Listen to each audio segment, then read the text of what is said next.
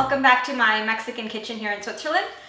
Today I have a recipe which is probably most for kids for their enjoyment, but I also like these types of things, so it's also for adults. It's a 3-ingredient cookie recipe. Right now, with the whole quarantine issue going around the world, most of us, if we're stuck at home, we tend to want to eat cookies and ice cream and all these types of comfort foods, which are probably not the best option to snack on.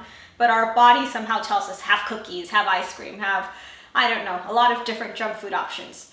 And kids especially, we can calm down that urge to eat those things, but kids don't understand that no, we don't have cookies, we can't go out.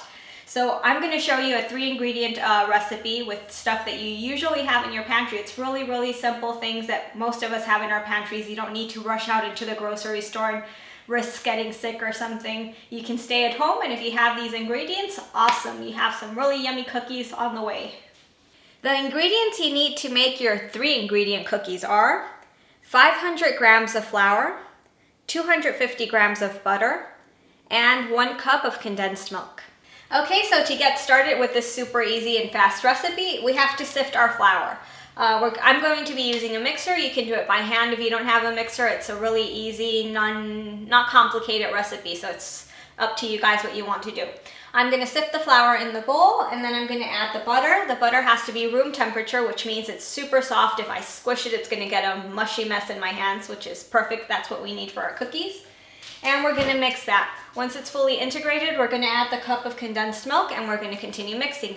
I'm going to be using the bread hook because cookie batter is a bit heavier than a cake dough, so I don't want to put that strain on my machine.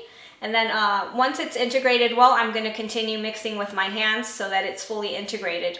Once the dough is done, we're going to fold it in with plastic film. We're going to put the plastic film around the dough, and we're going to put it in our refrigerator for at least 1 hour. The purpose of this is that if you bake cookies straight away after making your dough, in the oven, the heat is just going to make them expand like pancakes. They won't keep their form. So if you have them in the refrigerator for a while, the dough is going to be more solid, and therefore it helps keep the shape of your cookies, which will be much nicer. So that would be right now everything.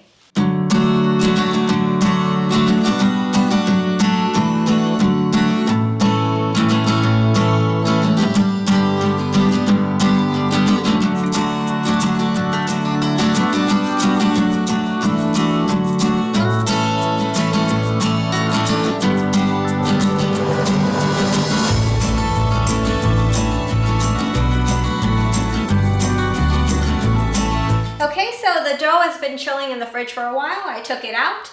I already rolled out part of the dough, not all of it, because I want to make different shapes with it. That's the fun thing about cookies, that you can give it any kind of shape, any kind of flavor, because this is the basic dough.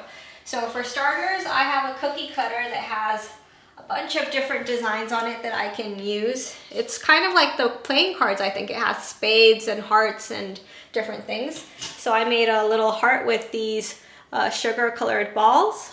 Another thing you can do is, from your normal dough, you can mix in some chocolate chips, or you can roll out a ball, and then you can press a little hole in the center, and in there you can fill it in with Nutella, with jam, with maybe nuts, something that you enjoy, just to give it a different flavor if you don't want just the plain ordinary cookie flavor, which is perfectly fine. They are really good.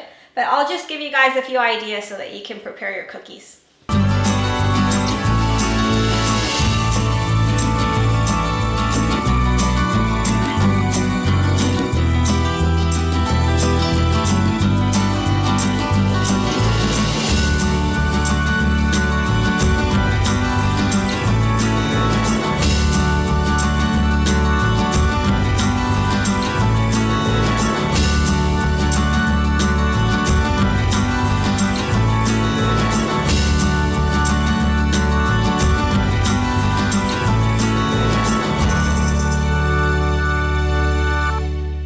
Okay, so we're done making our cookies. As you can see, we made quite a lot, so there's enough for everyone in any kind of liking. If they want chocolate chip with strawberry jam, with almonds, we made several types of cookies.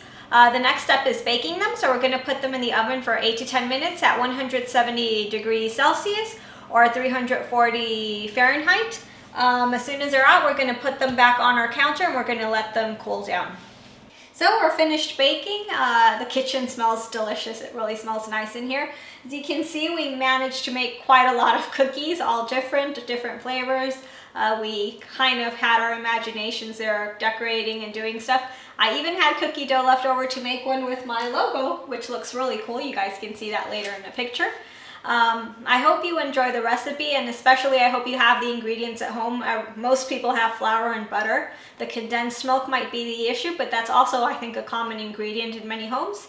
And if you have shopping planned, then you might as well get a few cans of that, because I'll be showing you a lot of recipes you can do with those types of ingredients. See you next time. Thank you for watching the video. I hope you enjoyed it. Please watch the other videos. Just click on the links and don't forget to subscribe to my channel. Thank you.